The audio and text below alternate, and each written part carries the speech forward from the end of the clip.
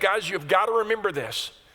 It's not you that fights the fight, it's God that fights for us. Remember the work of God.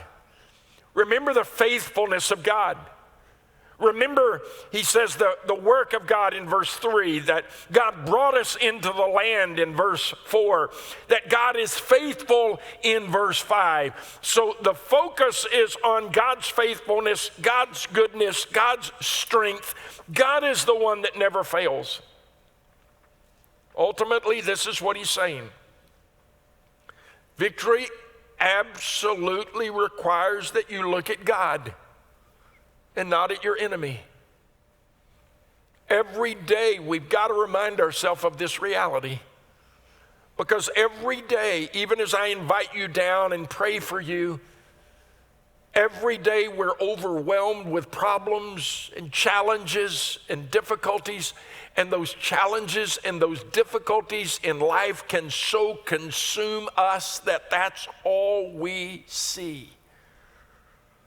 And we cry out to God while looking at our challenges. And Joshua says, look, there's an enemy out there, I know that.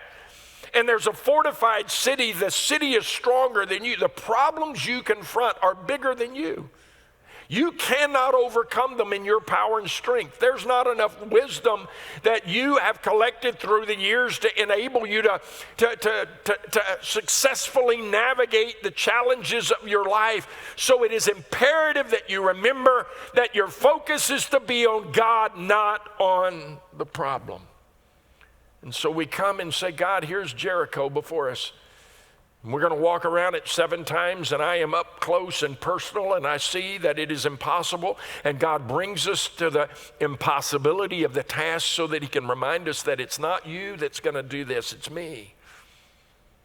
And the challenges that you're facing every day are not there to defeat you, but to remind you that there is one stronger, that there is one wiser, that there is one more faithful to sustain us in the challenges that we encounter in life.